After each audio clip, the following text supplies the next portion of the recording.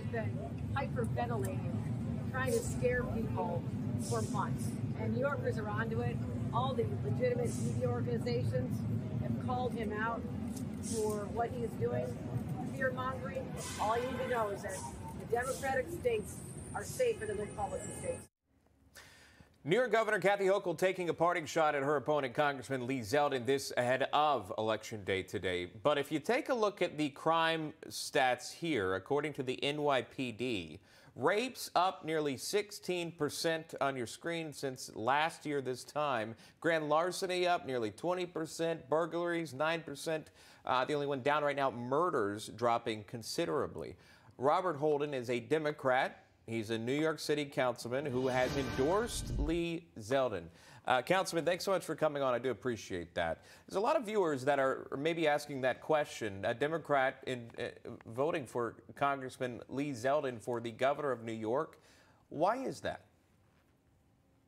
All you have to do is get on a subway train and or look at the streets of Manhattan or any part of my district. We've experienced a 50% rise in crime in my district, and people are fed up. So as a lifelong Democrat, 50 years a Democrat, I'm voting for a Republican Lee Zeldin because, I believe that a U.S. Army lieutenant colonel who was in the 82nd Airborne could, serve New York State and city better than a party hack like Democrat Kathy Hochul. And it seems to be, talk to me about that. I know you specifically shared your thoughts on that, but it seems to be that we're coming to a point to where party lines aren't really mattering at this point. You're seeing some Democrats vote Republican, but not for party. It's on issues like crime. It's issues like gas prices, like the cost at the grocery store that are impacting each and every family.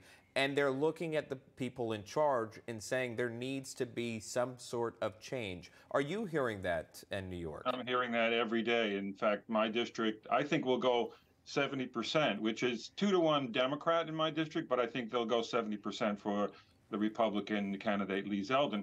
And again, I would just throw this out there.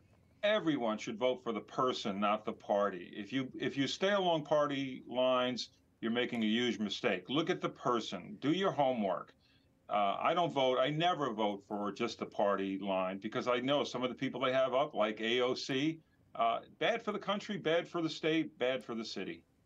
I wanted to show you this headline from the New York Post in terms of this conversation. We have a pro-Eric Adams group donating $10,000 to Republican Lee Zeldin for governor, this on the eve of Election Day. Again, that conversation that we're having there kind of continuing. But the governor right now, who took office after Cuomo stepped down, she recently spoke against Zeldin, saying that he's hyperventilating over crime. How did you take issue with that comment? Of course, that's ridiculous. She said that in a debate, which really, really hurt her. And again, she doesn't ride the subways. She has a police detail.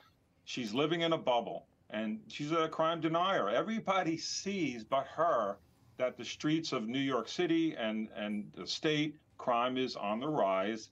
There's mayhem in our streets, and we have to stop it. And, again, if you can't recognize that crime is a problem, then you're out of touch with the voters, and she deserves to go. Dead heat right now between the two candidates at this time, the incumbent there and the congressman. That is Democratic Councilman Robert Holden joining us live, voting for Lee Zeldin, a Republican. Robert, good to see you. Thank you for your time, Councilman. Appreciate that. Thank you so much. Have a good day. You too. No crooked establishment. None of that twisting the truth. No talking down to me. Don't tell me how to think. Don't tell me how to think. Don't tell me how to think. I trust Newsmax. Newsmax. They don't tell me how to think. They Let me decide. Newsmax. Real news For real people.